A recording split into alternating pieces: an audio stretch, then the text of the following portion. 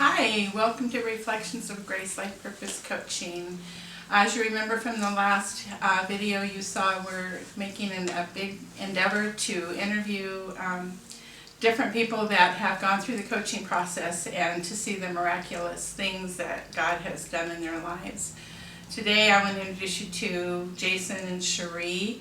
Their testimony is just so awesome, and I wanted them to share for a long time for so many other couples to see what God can do in a marriage that looked like there was no hope.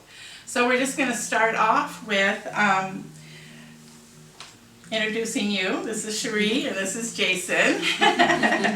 And Jason, I want to just ask you right up front, you had already met Jesus when you decided to come to coaching. Yes. I mean, I know that was a whole long story in itself, but you were in the midst of a marriage separation and you felt like your life was falling apart when you first came. So what were you hoping to accomplish when you first came to me? Answers to what was going on in my life. I mean, I know that what I was doing and what was going on in my life wasn't right, and I was trying to fill all this emptiness with material things, with money. I was just looking for all the answers in the wrong places. Being with another woman, I couldn't figure out what was going to make me happy. Right. So what began to happen within the coaching process that you began to have hope for restoration with the marriage? Because when you first came, you guys were separated, and I was under the impression when you first came that there wasn't much hope for the marriage. You were just really focusing on yourself, which was the greatest thing you could have done. At what point did you begin to have some hope that there would be some restoration? When I started talking to Cherie about what I was doing, she was hesitant also, which I would have been hesitant if I was in her position, that, is this real, or is this, something that he's doing just to try to get her back? Mm-hmm. And right. But I didn't have really much hope for the marriage. Mm-hmm. But I knew that no matter what happened, I had to figure out what was good, what was going to help me. Right. Because if I couldn't help myself or find the answers, then I was never going to be good for anybody. It would be a repetitive issue. If I would have married someone else, Mm-hmm. I would have gotten divorced from that person. I would have had the same problems. It would have been a cycle that my family has all gone through. Also, I have brothers and sisters that are all divorced. My mom and dad have been divorced. And that's what I grew up learning, is that kind of lifestyle. Right. So what did you discover about yourself as you began to do the coaching? Just like I said, that growing up, I grew up in a home with a lot of chaos, and I didn't have a lot of the answers. I didn't know how to be a husband, and when I found the Lord and started taking those steps and finding out things about myself, that I put a lot of things on Cherie that are expectations that weren't attainable. I mean, I wanted her to be someone that she wasn't, and that was pretty, I would say, selfish. I was really a selfish person. I could really say I was very selfish. I cared only about myself and what would make me happy. And as the coaching went on, I learned that it doesn't have to be that way, that there's boundaries, and that she needed to put boundaries up, and I had to put boundaries up for both of ourselves. I can't make Cherie be a person that I want her to be, and vice versa. And God's taught me that, and softened my heart to where I understand that I can always be the person that I want to be and Cherie. I can't put those kind of expectations on her, and I can love her still. Amen. So, Cherie, when did you start recognizing changes in him, and to where you started considering maybe you would like to come for life coaching too? Yeah, well, like he said, initially I was very skeptical of, you know, this life purpose coaching. What is it? Never heard of it. And, you know, and I said, okay, great. You know, at that time, like you said, we were separated. We were not living together. And I said, you know, if that's going to help you, wonderful. But at that point, I really was,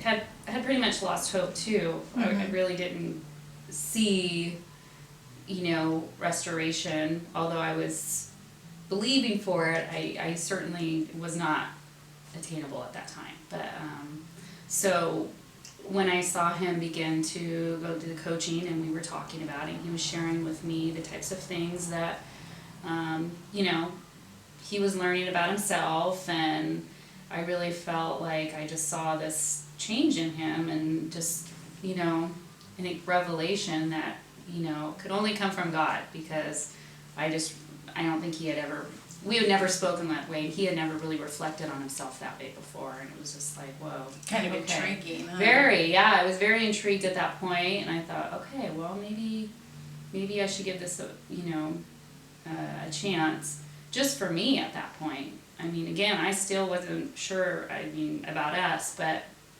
I felt like I saw a positive change in him, and I know I needed something too. So, So you started coming separately? Yes. You both were coming separately for, what would you say? A couple months maybe? Couple of months, maybe 3 or 4 4 months, months. I think. Yeah, that was. You began to change and become stronger Yes. and learn strong boundaries. And I remember the quandary you were in, because you wanted her to take those strong stands, but you weren't used to seeing this strong woman who you had to adjust to all over again. Yeah. Is that correct? Yeah. So then you guys began to come in together. So let's talk about that. How did you begin to see that there was a great possibility God was doing something big here? Well, I think, do you want to? Yeah. Okay. I would say that just the communication with me and Cherie started to open up. It was always kind of a one-way communication, I think. It was always my way or no other way, and I was very overbearing. I still struggle with that. I mean, I'm not 100% perfect, but I recognize it now, and God speaks to me and says, hey, you know, slow down, this is your wife, you know, show respect. But when I started noticing that things were actually moving forward, like I said, just to the communication between me and Cherie, and then God started doing a lot of miracles in our life.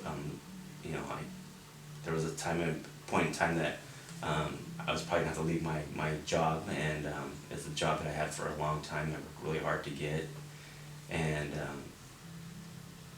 God opened up doors and removed people from my work that were in my way, to allow me to stay at work. And that was something that I didn't think was going to happen. I actually didn't believe it was going to happen. I thought I'd have to leave my job and go out and search for another career. And as I recall, she made a list of things that had to happen before she would consider reconciling in the marriage, and that was one of the things, right? Yeah, leaving my job. That was such a miracle. And which I truly believed I had to leave, that there was no way of continuing in my profession, because the person that I had the affair with was still employed there. But and personally, with me, I started seeing other miracles and signs that the Lord was doing for me. You know, eventually, as time's gone on, He's promoted me through my job, where at one point I thought I was going to lose my job, and He's blessed us in our marriage. And then during the coaching, like I said, I kind of understand where Cherie was coming from, and she understood where I was coming from. And but prior to coaching, we did what would you say, secular counseling, which didn't help. I mean, it wasn't based on God, and if you don't base it on God, you can't find the answers. I mean, man doesn't have the answers, and we attended, like I said, secular counseling, and it didn't help at all, not for us. Is this while you were separated? This is right before we separated. Right before we separated. And I think, just to add to that, I think in hindsight, looking back, why didn't that prove effective? Because I think for some people it may, but for us, I think looking back, it's like we weren't fighting flesh and blood. This was bigger than us. Right. And I had already been saved and been walking with the Lord, but Jason hadn't in our marriage. And I felt like, you know, when we came to you, God was saying, you know, he wanted this marriage to be, you know, centered in him and based on that strong foundation. And that's what we were missing, I think. One of the critical keys, I think, in any marriage is having that strong foundation. We never had that. And I felt like that's right, you know, when we found you, and it just proved, like you said, I mean, it just, walls came down that had been built up for years, and we were vulnerable to each other for the first time, and it was exciting and scary, and, you know. Talked about things I remember that you'd never discussed before. Right. And confronted issues within yourselves that you knew had to change to be able to, you know, mend yourself back together. Yeah. And during the coaching, I realized that it just, the path I was in, I mean, Satan had a stronghold on me that I could refer it back to similar to someone that's addicted to drugs. You know, you tell them that these drugs are bad for you and you shouldn't continue to use them. And that's how I was. I couldn't see what I was doing was wrong. It was, like I said, it was a stronghold from Satan that I couldn't stop. I couldn't stop myself. And it was powerful. Wow. So were you free of drugs free of drugs when you actually started coaching? No. It was during that. No, I'm saying I would say it's similar to someone that was similar. Okay. Someone that uses drugs. Yeah. You know, someone that uses drugs. You know, you confront them and you know you tell them, hey, you know this. You continue to drink alcohol. You continue to. You're destroying yourself. You're destroying yourself. Yes. And that's where I can kind of associate myself with, because I couldn't. No matter what anybody told me or said, I wouldn't believe it, and I thought what I was doing was right for myself, and it was totally destroying my family, myself. Wow. Such a message of hope for couples who feel like there's just no way, you know, and really realizing that you both, what makes a difference with you guys as to some other couples is that a lot of people that have come to me want me to fix the other person. And both of you, when you came, were willing to come alone and work on just yourselves and just stay open to what God had. Because at that point, you both had pretty much lost hope that you could make it together. And to see how He did that right before our eyes with, you know, being a Holy Spirit-led conversations and causing your eyes to open and bring you back together was truly a joy for me to get to be a part of that, because I've never seen anything like that happen to the degree that it did with you guys. When you first started, you had one little boy. Yes. And now they have 3 children, beautiful children. They have a little boy and 2 little girls. Yes. And so if you were to be talking to other couples today, what would you say to them that maybe feel like there's no hope left in their marriage? I would just say, you know, during that time in my life, I actually grew the closest with God. My faith was increased.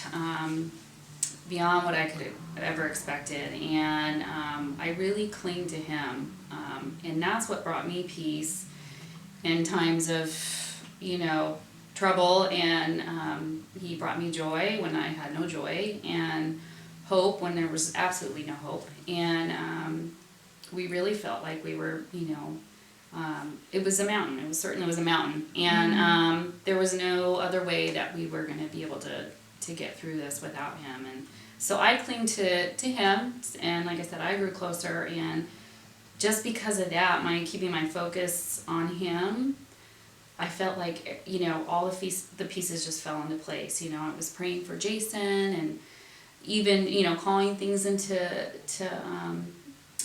being that weren't. You know, I was asking for restoration when I thought there was none, and so I think just having that, even just a little bit of faith there, you know, and just praying for that,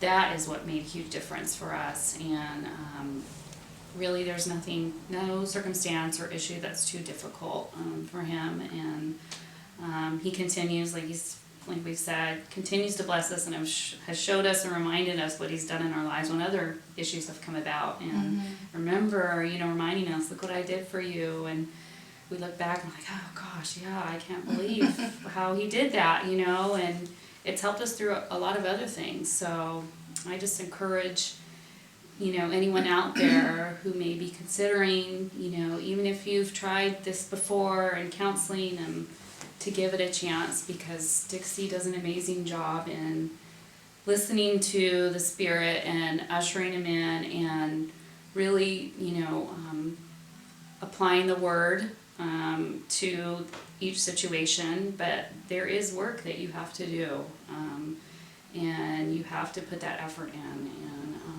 in order to achieve what you want to achieve. So Good word. All right, well, it looks like we've run out of time, so thank you for listening today. And I just would like to say that if you're interested in couples coaching, I do it online now through Skype, where you don't even have to leave your home, and we can reach everybody throughout the United States. So go to reflectionsofgracehome.com and just email me from there, and I would be glad to talk with you and answer any questions and set you up to have the same kind of miracle happen in your life. Thank you for being here today.